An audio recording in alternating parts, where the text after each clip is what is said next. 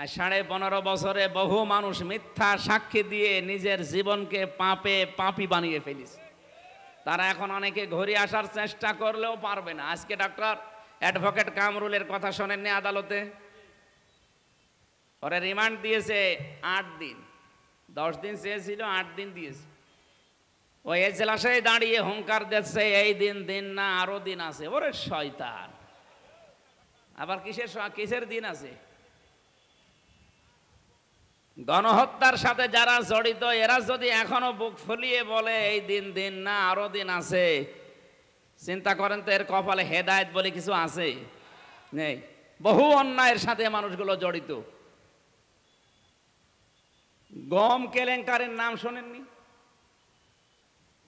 গম এই যে জব গম বলে না, এই গম কেলেঙ্কারির সাথে খাদ্যমন্ত্রী থাকাকালীন ওনার নাম নেই? বহু অপরাধী এবং এই যে 2024-এর জুলাই আগস্টের এর মাস্টার মাইন্ড যারা ছিল তার ভেতরে উনি একজন। মাথায় তো মাল নেই, বাম্পারে ভিড় আছে কয়টা। ফেরাউনের মন্ত্রী হামানের অবস্থা হয়েছিল, কিতাবে পড়েছি হামানের মাথায়ও চুল ছিল না, টাক। ছাদে মাল নেই, বাম্পারে ভিড়। যেই কয়টা এরকম তাদের পক্ষ থেকে দেখবেন উল্টাপাল্টা হামানের মতো বুদ্ধি আসে। আপনাদের পুত্রবধূকে খারাপ বানানোর জন্য যারা কাজ করেছিল তার ভেতরে ট্রাক একটা, চট্টগ্রামের হাসাও মাহমুদ একটা, কুষ্টিয়ার হানিফ একটা। কথা বলছে না কেন? এগুলোর কারণে আপনাদের বৌমা এরকম শুরু করেছিল। এরা যদি একটু টেনে ধরিত, না ম্যাডাম একটু বাঁচেন, আমাদেরই বসবাস করা লাগবে, আমাদের আত্মীয় স্বজন, এটা সে মানে নাই। আমার কুষ্টিয়ার যিনি যার নাম বললাম হানিফ, আমার নিজের চাচা, উনি আওয়ামী লীগের চেয়ারম্যান। আমারে দাওয়াত দিয়েছে দুপুরবেলা খাওয়ার জন্যে, কে যেন ওনার কাছে খবর দিয়েছে। উনি আমার চাচারে কল দিয়ে, তুমি হামজাকে দাওয়াত দিলে মানে? আমার ভাইয়ের ছেলে। কিসের ভাই? আপন ভাই হলেও তারে দাওয়াত দেওয়া যাবে না। বলেন তো কোন জায়গায় পৌঁছিয়েছিলেন আপনি? মানুষ। অথচ আজকে যে আয়াত পড়ছি সূরা নেসা থেকে, এ নেসার মূল অংশই হচ্ছে যারা রক্তের সম্পর্ক, আত্মীয়তার সম্পর্ক নষ্ট করে, যারা ছিন্ন করে, এই মানুষগুলোর সাথে আল্লাহ নিজের সম্পর্ক কাট করে দেয়। যারা আলেম আছে তারা ভালো বুঝবে। বিশ্বনবী যেদিন নবুয়ত পাওয়ার পরে এসেছিলেন, বললেন আমাকে ঢেকে দাও, ভয় পেয়েছি। খাদিজাতুল কুবরা ওই দিন 5টা কথা বলেছিলেন। প্রথম বলেছিলেন, ইন্না কালা তাসিলুর রহিমা, হে স্বামী আপনি ভয় পাবেন না, আপনি তো মানুষের সাথে সম্পর্ক ঠিক রাখেন, বিশেষ করে রক্তের সম্পর্ক। যারা আত্মীয়তার সম্পর্ক, রক্তের সম্পর্ক ঠিক রাখে তাদের ভয় পাওয়ার কোনো কারণ নেই। তাদের ভেতর থেকে আল্লাহ সব ভয় দূর করে দেয়। আপনাদের পুত্রবধূ অবশ্যই আপনাদের সম্পর্ক ঠিক রাখে নাই। আপনারা কেউ তার দেবর হন, কেউ শ্বশুর হন, এই কথা বলছে না কেন? সম্পর্ক ঠিক রাখে না, এই জন্যই তো ভয়ে পালিয়ে গেছে। জানে যে আমার তো কারোর সাথে সম্পর্ক নেই, এমনকি স্বামীর সাথেও না। তার স্বামী নিজে বলে গেছে না যে জীবনে সবচাইতে বড় ভুল করেছি, এই কাজটা করি। মানুষ স্বামীর প্রতি কি মায়া মহব্বত দেখায়, আর এই লোকটারে আমি জীবনে এসব দেখলাম না। কি কি নামে স্বামী ছিল না কামে স্বামী ছিল আল্লাহ জানে। আত্মীয়তার সম্পর্ক যারা ছিন্ন করেন তাদের সাথে যেহেতু আল্লাহ সম্পর্ক কাট করে দেয়, তাদের ভেতরে যত রকমের ভয় তখন ভর করে। এত ভয় পেয়েছে দুপুরের খাবার খাওয়ারও সময় পাইনি, তাড়াতাড়ি আমারে তুলে দাও। সম্মানিত ভাইরা, আমি যে কথা বোঝানোর জন্য এই পর্যন্ত নিয়ে আসলাম, সূরা নেসার আলোচ্য বিষয় এইটা, সম্পর্ক ছেদ করা যাবে না কারো সাথে। একে নষ্ট করার জন্য যারা চেষ্টা চালিয়েছিলেন তারা সফল হয়েছেন, ধ্বংস হয়ে গেছেন। সুতরাং আমরা কোরআনে কারিমের যে তাফসির মাহফিলে আসলাম, আমরা এরকম মন উদার করব যেন সবাই আমার কাছে এসে জায়গা পায়। আমাদের মন ওরকম ন্যারো মাইন্ডের না, আমরা ব্রড মাইন্ডের। কথা বলেন না কেন? মাওলানা হোসাইন বলছিলেন না 14 দল? হ্যাঁ, ওই 14 দল বাদ দিয়ে যা আমরা আছি এই দেশে সব এক দল। কারণ সবাই আমরা মাজলুম, কম বেশি সবাই মাজলুম দেশে। কারো 14 দল জান্নাতে ছিল, কারণ ওরা সব ছিল গৃহপালিত, বাড়িতে পোষ মানানো। আলেমদেরকে যেই দেশের আদালতে তোলার সময় দেখতাম দড়ি দিয়ে মাজার সাথে গরুর মতো বেঁধে নিয়ে যাচ্ছে, হাতে হ্যান্ডকাপ দিয়ে, মাথায় লোহার টুপি পরিয়ে। আর এখন এই বড় বড় সন্ত্রাসীগুলো কোর্টে তুলতেছে, কেউ খেলখেল করে হাসতে হাসতে যাচ্ছে, মনে হচ্ছে জামায় যাচ্ছে। এগুলো পিটিয়ে হাড়গোড় ভেঙে ফেলা দরকার না, এরা এখনো হাসতেছে, কারণ অবৈধ টাকা তো ওদের কম নেই। এই জেলখানা সহ বিভিন্ন জায়গায় এখন যারা আশ্রয় নিয়েছে, সে থানা হাজতে বলেন আর জেলখানায় বলেন, কারাগারে যেখানেই, এখানে অবৈধ টাকাগুলো নিয়ে এখানে আরামে আছে। আর আমাদের টাকা পয়সা ঢুকতেও দিত না, এত কঠিন অবস্থায় রেখেছিল। জালেমদের যদি শাস্তি দেওয়া না হয়, তাহলে যারা মাজলুম তাদের প্রতি অবিচার করা হয়। এক কথা বলছেন না কেন? জালেমদের শাস্তি না হলে মাজলুমদের প্রতি অবিচার করা হয়। এজন্য জালেমদের যেন শাস্তি হয়, যে যে অপরাধ করেছে তার ওই অপরাধের শাস্তি তারে দেন। যারা গণহত্যার সাথে জড়িত তাদেরকেও হত্যা করা লাগবে, এইটাই ফাইনাল। আন্তর্জাতিক অপরাধ ট্রাইব্যুনালের মাধ্যমে অলরেডি শুরু হয়ে গেছে, বিচার যেন স্বচ্ছ হয়। বানানো বিচার করা লাগবে না, যা করেছেন ওইটার বিচার করলে সব কব্বরে চলে যাবেন। তখন আবার ষড়যন্ত্র করার সব কিছু বন্ধ হয়ে যাবে ইনশাআল্লাহ। আমরা নবীজির উম্মত হওয়ার জন্য দুইটা পদ্ধতি সামনে রাখবো। এক নম্বরে, মান সালিমাল মুসলিমুনা মিন লিসানিহি ওয়া ইয়াদিহি। মুসলমান তো ওই লোকটাকে বলা হয় নবীর উম্মত দাবি করতে পারে, যার হাতের দ্বারা মুখের দ্বারা অন্য মুসলমানেরা শান্তি পায়। এখানে কি মান সালিমাল কাফিরুনা আছে? না, মান সালিমাল মুসলিমুনা, যেই মুসলমানের হাতের দ্বারা মুখের দ্বারা মুসলমান শান্তি পায়। সুতরাং যারা কাফের, যারা মুশরিক, তারা মুসলমানের হাত থেকে 100% শান্তি পাবেন না, সেইটাই ফাইনাল। হ্যাঁ, শান্তি পেতে হলে জিজিয়া দেওয়া লাগবে। আমার কথার অর্থ বোঝেননি? আমি ওইদিকে নাই গেলাম। হাত মানে শুধু এই হাত না, এটা ক্ষমতার হাত, আইনের হাত, প্রভাব প্রতিপত্তির হাত হতে পারে। এই সমস্ত হাত দিয়ে যেন কোনো মুসলমানের ক্ষতি না হয়। মুখ দিয়ে, মুখের এই কথা দিয়ে, মুখ মানে শুধু এই মুখ না, আরো বিভিন্ন রকমের মুখ আছে। মেয়ে যদি কারো বেরিয়ে যায়, বাবা মানুষকে কি বলে যে আমার মুখ দেখানোর আর কায়দা নেই। এই মুখ কি এই মুখ? বলেন, কিসের মুখ? সম্মানের মুখ। বলেন বলেন। কেউ যদি কিছু অঘটন করে ফেলে, তার বাবা বলে আমার নাক কাটা গেল। নাক মানে এই নাক, কিসের নাক? সম্মানের নাক। সুতরাং মুখ মানে শুধু এই মুখ না, সম্মানের মুখ আছে বিভিন্ন রকমের। থানায় ওসি একজনকে ধরে পিটাচ্ছে, সেকেন্ড অফিসার। ওসি সাহেব যদি যে বলে ওই কি করিস, ওসি সাহেবের যে মুখের কথা, এই কথায় ওর উপরে অত্যাচার বন্ধ হয়ে যাওয়ার কথা। তাহলে এই জায়গায় ওসি সাহেবের হাত মানে এই হাত না, ওখানে হাত মানে ওনার মুখের যে সম্মান, কথাবার্তারা বের করেন, ওনার যে পাওয়ার আছে, চেয়ার আছে, ওইটা। সুতরাং আমার চেয়ার বলেন, আমার এই হাত বলেন, ক্ষমতার হাত বলেন, আইনের হাত বলেন, প্রভাব প্রতিপত্তির হাত বলেন, বংশের হাত বলেন, এলাকার একটা দাপট বলেন, সব কিছু দিয়ে যেন মুসলমানের ক্ষতি না হয়। মানে আমার হাতের দ্বারা, মুখের দ্বারা যদি মানুষ শান্তি পায়, তাহলে আমি নবীর উম্মত হিসাবে পরিগণিত হতে পারবো ইনশাআল্লাহ।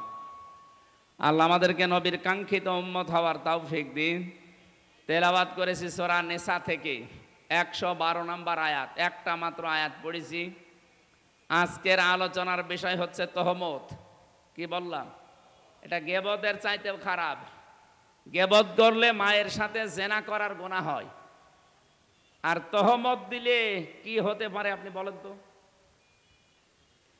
গীবত করলে যদি মায়ের সাথে জেনা করার গুনাহ হয়, তহমত দিলে কি হতে পারে? নবীজিকে জিজ্ঞাসা করা হচ্ছে, আতাদরুনা মাল গীবা, হে নবী গীবত কি? নবীজি বলেন, তোমার মুসলমান ভাইয়ের অনুপস্থিতিতে তার সম্পর্কে এমন কথা বলা যেটা শুনলে তার মন খারাপ হবে। এখন প্রশ্ন আসতে পারে, আপনি যে গেবত করেন উঠে, না আমি গেবত করছি না, আমি যার কথা বলছি ও তো মুসলমান না, ও তো মুশরিক। যেই মানুষটা বলতে পারে যে ফসলে বরকত হলে মা দুর্গা গজে ছেড়ে এসেছে এই কারণে, সে মুসলমান থাকে কি করে বলেন? এরকম মুসলমান যদি দাবি করে কেউ যে আমি মুসলমান, তাহলে এরকম মুসলমান আবু জেহেলও ছিল। আপনি কি মনে করেন আবু জেহেল আল্লাহ একজন আছে ও বিশ্বাস করতো না? হ্যাঁ করতো, আল্লাহ একজন আছে ও জানতো। এই জন্য কাবার চত্বর ধরে বদরের ময়দানে যাওয়ার আগে বলেছিল, কাবার মালিক তুমি আসো আমি জানি। বদরের ময়দানে যাচ্ছে আবু জেহেল নিজে বলছে কাবার চত্বর দাঁড়িয়ে, ওই যে মুলতাজান নামক যে জায়গাটা কাবার দরজা, ওখানে ধরে দোয়া করলে কবুল হয়ে যায়। ও দোয়াটা করেছে কিভাবে? হাদিস এটা বলছে, কাবার মালিক তুমি আসো আমি জানি, বদরের ময়দানে অস্ত্র নিয়ে যাচ্ছি যুদ্ধ করার জন্য মুহাম্মদের বিরুদ্ধে, সত্যের পক্ষে যে আছে তাকে তুমি বিজয় দিও। ওর দোয়াও কবুল হয়ে গেছে, কারণ সত্যের পক্ষে তো ছিল না, ছিল সত্যের পক্ষে যে ছিল আল্লাহ তার বিজয় দিয়ে দিয়েছে, তার ওর কথাও আল্লাহ শুনেছে। এবার আসেন দ্বিতীয় প্রশ্নে।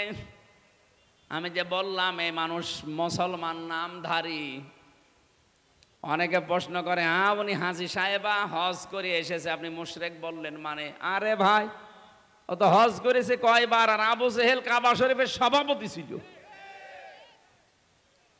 আলা ইন সাআলতাহুম মান খালাকাস সামাওয়াতি ওয়াল আরদা লা ইয়াকুলুন্নাল্লাহ।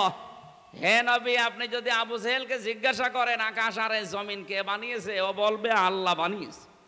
এটা কোরআনের আয়াত, লা ইয়াকুলুন্নাল্লাহ, লামে তাকিদ নুনে সাকিলা, ও গ্যারান্টি দিয়ে বলবে কে বানিয়েছে, মানে আল্লাহ বানিয়েছে। তাহলে আবু জেহেল আল্লাহ একজন আছে বিশ্বাস করতো না করতো না? তারপরও সে কাফের মুশরিক, কারণ কি?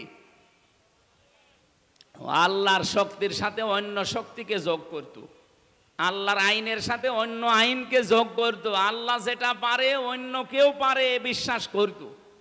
যেমন উনি করেছে, ফসলে বরকত হওয়ার পরে মানুষকে খুশি করার জন্য বলেই ফেলেছে মা দুর্গা গজে চড়িয়ে এসেছে, এই জন্য এবার ফসলের বরকত হয়েছে। এই কথাটা আবু জেহেলের কথা।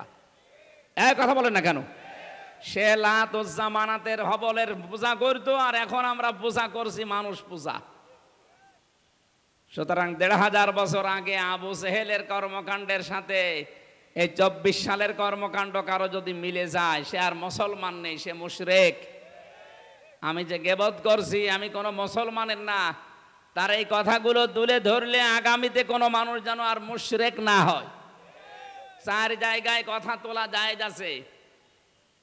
যেই সন্তান, এই ভালো করে শুনবেন, যেই সন্তান সমর্থ থাকার পরও তার মা বাবার খেদমত করে না, তাদের খরচ দেয় না, সেই সন্তানের নাম ধরে কথা বলা জায়েজ আছে, এটা গীবত হবে না। কথা বুঝতেছেন? যেই সন্তান তার সমর্থ আছে, সমর্থ নেই সেটা আলাদা কথা, সমর্থ থাকার পরে শক্তি আছে, সমর্থ আছে, এরপরও মা বাবার খেদমত করে না, মা বাবার খরচ দেয় না, এই সন্তানের নাম ধরে জনগণকে সতর্ক করা যায়। এটা কিন্তু এইরকম, এরকম বলা লাগবে যে এই সন্তান কিন্তু এইরকম। মা বাবার খেদমত করা নফল না ফরজ? কেমন ফরজ? নামাজের মতো ফরজ। কথা বুঝতেছেন? আপনার বউ যদি আপনার মা বাবার খেদমত না করে, বউর গুনাহ হবে না, কারণ শ্বশুর শাশুড়ির খেদমত করা, তাদের পেছনে খরচ করা, এটা স্ত্রী হিসাবে তার দায়িত্ব না, এটা মানে ফরজ না, তার প্রতি তার নৈতিক দায়িত্ব আছে একটা। সে যদি করে সওয়াব পাবে, না করলে গুনাহ হবে না। কিন্তু আপনি সন্তান, আপনি ছেলে হোক আর মেয়ে হন, সন্তান হিসাবে মা বাবার সেবা করাই লাগবে, সমর্থ থাকলে খরচ দেওয়াই লাগবে। এটা নামাজের মতো। আমরা অনেকে উদাসীন এ ব্যাপারে, আশা করছি আপনি বুঝতে পেরেছেন। ২ নম্বরে, জালেম যারা, জালেমের জুলুম থেকে জনগণকে সতর্ক করার জন্য ওই জালেমের নাম ধরে জনগণকে কথা বলা জায়েজ আছে। আমি যাদের নামে কথা বলি তারা কি আল্লাহর ফেরেশতা? সবগুলো জালেম। বলেন, আমি সতর্ক করার জন্য বলছি, এরকম জালেম যেন পৃথিবীতে আর কোনোদিন আমাদের চেয়ারে না বসে। আমার ভাইরা, কোরআনে কারিমের সূরা নেসার 112 নম্বর আয়াতের তাফসীর করার জন্য বসেছি। নবীজি বলেন, নেসা সূরা আমাকে আল্লাহ যখন দান করেন, নাজিল করেন আমার প্রতি, 5টা আয়াতের ভেতরে আছে। আমি এত বেশি খুশি হয়েছি এই 5টা আয়াত পেয়ে, পুরা দুনিয়াও যদি আমাকে দিয়ে দিত আমি এত খুশি হতাম না।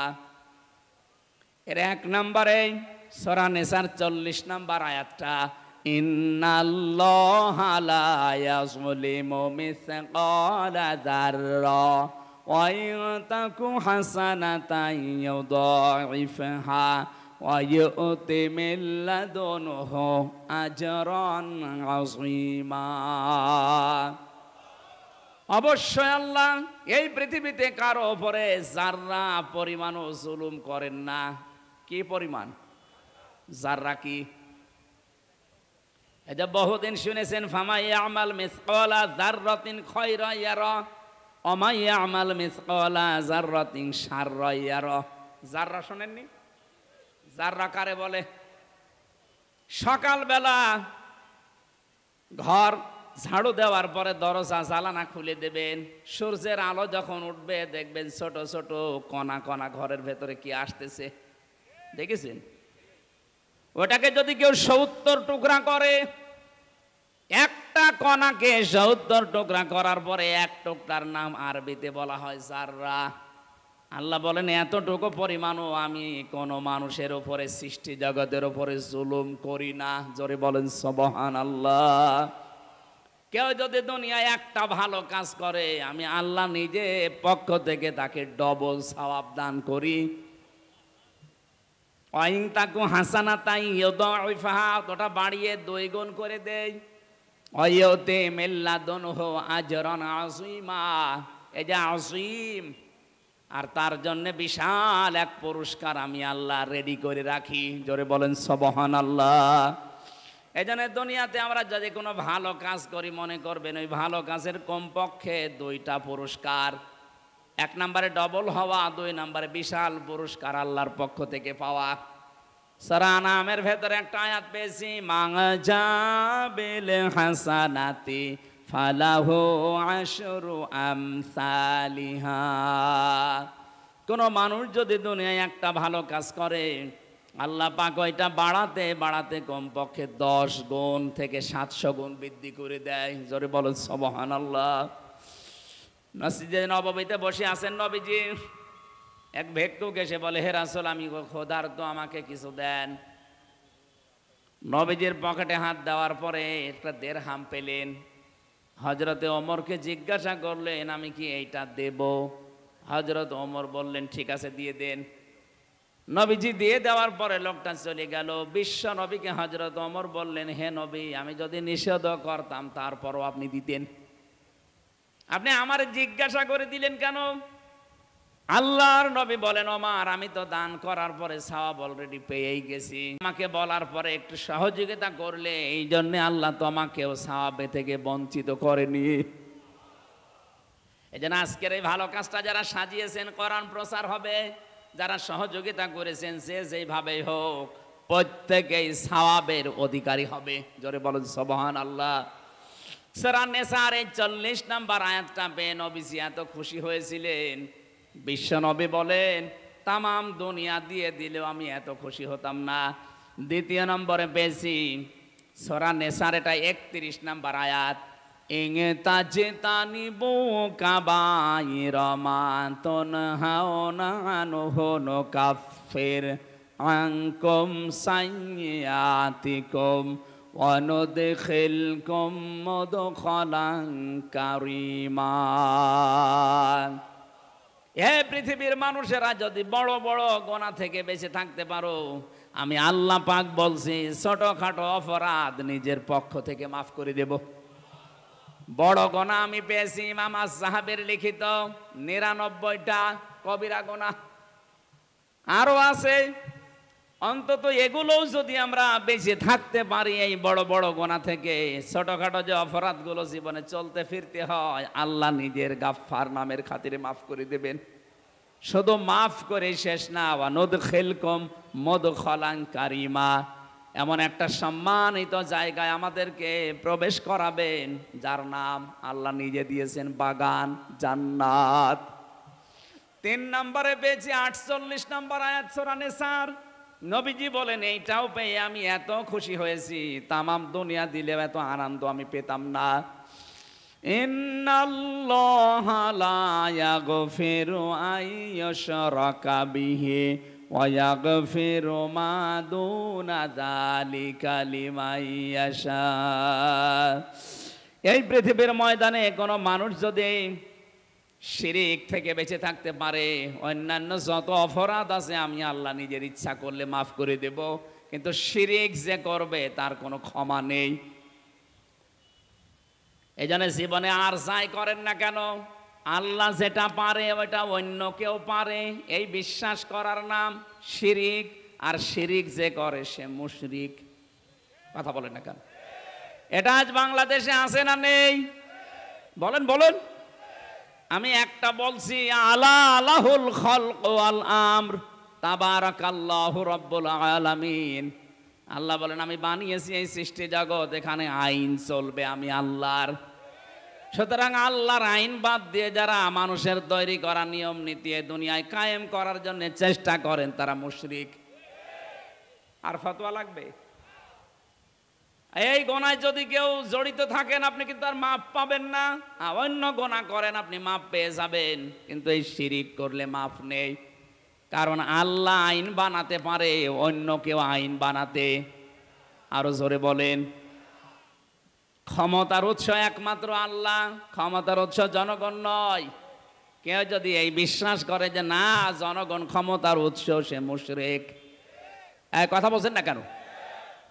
এদেশে এরকম মানুষ নেই? বহু মানুষ নেই? আশা করছে আমার এই ছোট্ট ইঙ্গিতে আপনি বুঝে ফেলেছেন। কেউ যদি বলে ক্ষমতার উৎস জনগণ, সে শিরিক করলো। শিরিক করলে সে মুশরিক। বাংলাদেশ জামাত ইসলামীর যে গঠনতন্ত্র, ওরা এই কথা বলে নাই, এই কারণে নিবন্ধন বাতিল করে দিয়েছিল। তাহলে বোঝা যাচ্ছে আর যাদের নিবন্ধন বাতিল হয় না তারা তাদের গঠনতন্ত্রে এই কথা লিখে দিয়েছে যে ক্ষমতার উৎস জনগণ। তারা কি শিরিক করছে? কারণ আল্লাহ যেটা পারে ওইটা অন্য কেউ পারে, আপনি তাকে ভাগ দিয়ে দিলেন। আমার মনে হয় আপনি না বোঝার ভান করে আছেন। আমি জানি এরা না বোঝার ভান করে আছে, এ বুঝবে না। এ কোরআন শরীফ বুখারী শরীফ দিয়ে হবে না, এ বাকারি শরীফ লাগবে। এরপরও যদি শিরিক না বোঝেন, বোঝেননি কে? হাত তোলেন তো, যে আমি এখনো বুঝিনি, আমি যে শিরিক করছি আমি এখনো বুঝিনি। হাত তোলেন। ওই যে একজন 2 হাত তুলেছো, আবার এদিকে আসো, ঝড়ে কোদাল দিয়ে বোঝাচ্ছে। ও ওটা পাগল। ঠিক আছে।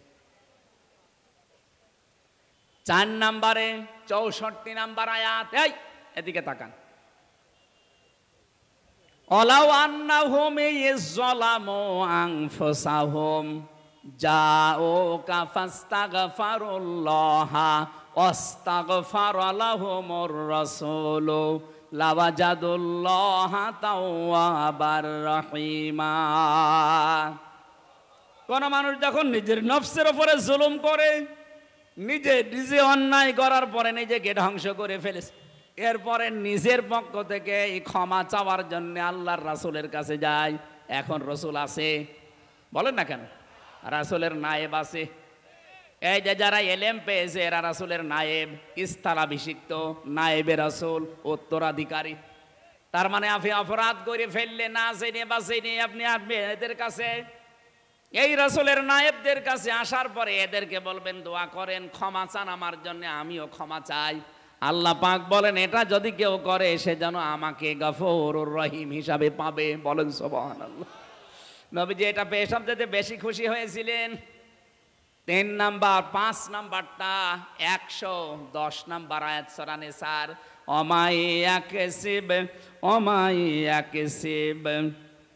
ওমাই ইয়ামাল সুআন আও ইয়াজলিম নাফসাহু সুম্মা ইয়াস্তাগফিরিল্লাহা ইয়াজিদিল্লাহা গফুরার রহিমা।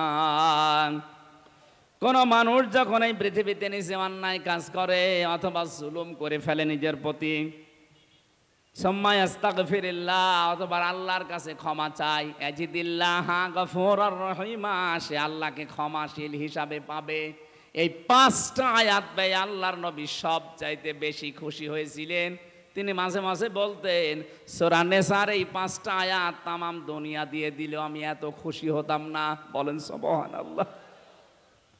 সেখান থেকে মাত্র একটা আয়াত আমরা পড়লাম, আমা ইয়াকসিব খতিআতান আও ইসমান, কোন মানুষ যদি নিজে অপরাধ করে, পাপ করে, সুম্মা ইয়ারমি বিহি বারিআন, এই পাপটা নিজে করে, অপরাধ নিজে করে, আর একটা নিরপরাধ মানুষের ওপরে দোষটা চাপিয়ে তার বিপদে ফেলে দেয়, ফাকাদ ইহতামালা বুহতানা ওয়া ইসমাম মুবিনা, সে যেন প্রকাশ্য পাপের বোঝা বহন করে নিয়ে বেড়াচ্ছে।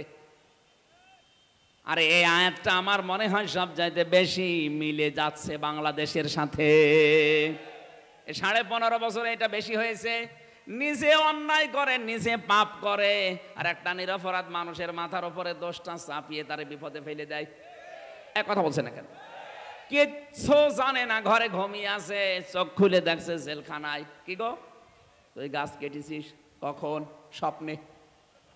হ্যাঁ, এই যে গায়েবী মামলা যেগুলো দিত, এভাবে দিত না। আরে ভাই, আমি গাছ কাটলাম কখন? গাড়িতে আগুন লাগিয়েছি কখন? স্বপ্নের ভেতরে। স্বপ্নে আগুন দিয়েছি, তাও মামলা হয়ে যাচ্ছে। আমার যে মামলা ছিল আপনারা শোনেননি? কে কোন পাগল নাকি সিরাজগঞ্জ থেকে ঢাকায় একটা তরবারি নিয়ে ঘুরছিল, তারে পুলিশে ধরে যায়, কি করবি? সংসদ ভেঙে ফেলবো। তরবারি দিয়ে সংসদ ভাঙা যায়? তরবারি না, কাঁচি, ওই যে ধান কাটে ওই কাঁচি, ওটা তরবারি চালিয়েছ। ওরা জিজ্ঞাসা করছে কি, কেটে ফেলবো সংসদ, ভেঙে ফেলবো, সংসদ ভাঙা যায়? বলে হ্যাঁ, আমি আমির হামজার ওয়াজ শুনে উদ্বুদ্ধ হয়েছি, এই আমারে ধরে নিয়ে যা। এই মামলা দিয়ে আমারে 3 বছর আটক করে রাখি। বলেন তো, শয়তান পর্যন্ত হাসবে না? কার দোষ কার ঘাড়ে চাপিয়ে, অথচ যারা এগুলো করে তারা কিন্তু এখন সব আরামে নিরপরাধ হয়ে আছে। আমার এই অপরাধের সাথে যারা অপরাধী বানানো তাতে জড়িত, আমার মামলার আয়ু থেকে একেবারে যিনি পালিয়েছে উনি পর্যন্ত, কারণ ফাইল ওনার হাতে ছিল। বাকিগুলো তো সব শো, এদেরকে দিয়ে করিয়েছে। তাই যারা এই অপরাধ করলো, যারা অপরাধ করেছেন, আমি যদি ক্ষমা না করি, আপনাকে দিয়ে আল্লাহ এরকম একটা অপরাধ করাবে, তারপরে আপনার মরণ হবে। এই জন্য এমন কোন দোষ একজনের উপরে চাপিয়ে দেবেন না যে দোষ সে করে নাই।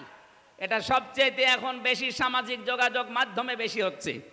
যে লোকটা যে কাজের সাথে জড়িত না, তার নামে দোষটা চাপিয়ে আন্দাজে একটা মিথ্যা তথ্য ছড়িয়ে তার মান সম্মান নিয়ে সিনেমা খেলা হচ্ছে।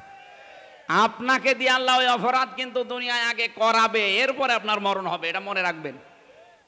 এটা সূরা হুমাযার তাফসিরে আছে। ওই লুল্লি কুল্লি, আল্লাহ বলেন সর্বনাশ, ধ্বংস হয়ে যাক, লিকুল্লি, প্রত্যেকজন, প্রত্যেকটা ব্যক্তি। কোন প্রত্যেক ব্যক্তি? হোমাজাতিল লুমাজা, যারা সামনে পেছনে মানুষের দোষ চর্চা করে। আরে ভাই, আমি তো নিজেকে নিয়ে চিন্তা ভাবনা করে শেষ করতে পারি না, মানুষকে নিয়ে ভাববো কখন? আর ফেসবুকে যারা লেখালেখি করে, দেখেন নিজের ভেতরে হাজারো দোষ, সেটা খুঁজে পায় না। কোথায় কোথায় কোন জায়গায় কি হয়েছে সেইটা নিয়ে উনি চলতেছে। নিজের চিন্তায় তো শেষ করে সময় শেষ করা যায় না, আপনি অন্যের পেছনে লাগেন কখন? মাওলানা মিজানুর রহমান আজহারি এটা বেশি বলে যে ভাই, আমার নিজের চিন্তায় তো আমি সময় দিতে পারি না, আপনার পেছনে আমি সময় দেব কোথায়? এমনি কয় বছর হায়াত পেয়েছি, এই হায়াতে আমার নিজের জীবনটা এখনো সংশোধন করতে পারলাম না, আর আমার নিজের ভেতরে যে দোষ আছে এইগুলো এখন আমি মুক্ত হতে পারি না। আমারই 5 বউ, আমি 1 বউওয়ালার পেছনে লেগে বসে আছি। হ্যাঁ, আপনি দেখেন ফেসবুকে যারা এগুলো ছড়ায় বিভিন্ন মানুষের নামে, ওদের চরিত্র ঠিক আছে? একটারও চরিত্র নেই। আমি যেই কয়জনের নাম বললাম না, জানি, দেখি এগুলো মানুষের পেছনে লাগে, এদের একটারও চরিত্র ঠিক নেই। চরিত্র ঠিক নেই মানে শয়তানের চাই তো খারাপ। ফামানি বেতাকা বড় আদালিকা ফাউলাইকা হুমুল আদুন, এই আয়াত কোরআনে নেই? কয়বার আছে? একবার দুইবার না, অসংখ্য জায়গায় আল্লাহ একটা দিয়েছেন, ফামান ইবতাগা ওয়ারা যালিকা ফাউলাইকা হুমুল আদুন। কেন দিয়েছেন? যে নিজের জায়েজ স্ত্রী থাকার পরেও যারা অন্য কাউকে কামনা করে, অন্য কারোর সাথে গোপনে লাইন লাগায়, এ মানুষগুলো সীমা লঙ্ঘনকারী। যারা আজ আলেমদের বিরুদ্ধে, বিভিন্ন ওলামাদের বিরুদ্ধে ফেসবুকে লিখালিখি করে, দেখবেন ওদের চরিত্র ঠিক ওই কায়দায়। 14 জনের সাথে লাইন করছে তারা, নিজের চরিত্র সংশোধন করার কোনো খবর নেই, শুধু লেগে আছে হুজুরের পেছনে। আপনাকে দিয়ে আল্লাহ এইরকম অপরাধ করাবে যদি কারণ আমি উল্টাপাল্টা দোষ চাপিয়ে দিন। ইমাম মালিক রহমতুল্লাহ আলাইহির জামানার একটা কাহিনী পড়েছিলাম তাফসিরে। কি সমস্যা কি? আরে ভাই সময় তো অল্প, কখন কি করব? আমি বললাম যে আসরের নামাজটা পড়ে একবার উঠি না, আপনারা তো এক মাঝখানে এমন সময় দিলেন, এখন কিভাবে কি করব বলেন তো? এ আয়াত শেষ করা লাগবে না? এটা দিয়েছেন তো একটা উদ্দেশ্য নিয়ে, মানুষ যেন কিছু বোঝে, নাকি খালি টাকার ধান্দায় আছে? আমাদেরকে টাকা দেওয়ার দরকার নেই, দরকার হয় কালেকশন। এখন কি করবেন? আমি আয়াত শেষ করবো না কালেকশন করবো? আর আমি কালেকশন বুঝি।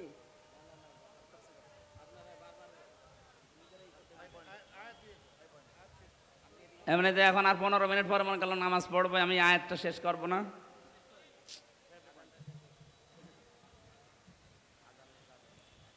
আজান হচ্ছে, এই ফাঁকে আপনারা এই যে যারা টাকা পয়সা কয়বার দেবে মানুষ, এর আগের থেকে এগুলো কমপ্লিট করে নিতে পারে না। 1-1.5 মাস 2 মাস আগে মাহফিল নিয়েছেন, কি করেছেন তখন? যা করবেন খরচ একবার আগে থেকে তুলে নেবেন। এই মাহফিলে এসে কালেকশনের মাহফিলগুলো আর নিবা না, ঝামেলা। এগুলো এসে আমি কথাও বোঝাতে পারি না, মাঝখানে 2-3 বার খালি ধাক্কা মারে। এই আমার 2-3 দিন আগে একটা বই পাবলিশড হয়েছে, আমি জেলখানায় যেগুলো লিখেছিলাম 2-3 দিন আগে আরেকটা বেরিয়েছে, এই গাড়ি থেকে নিয়ে যাবেন। সৃষ্টি সম্পর্কে লিখেছি।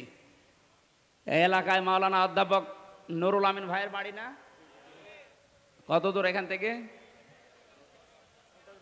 10-12 কিলো।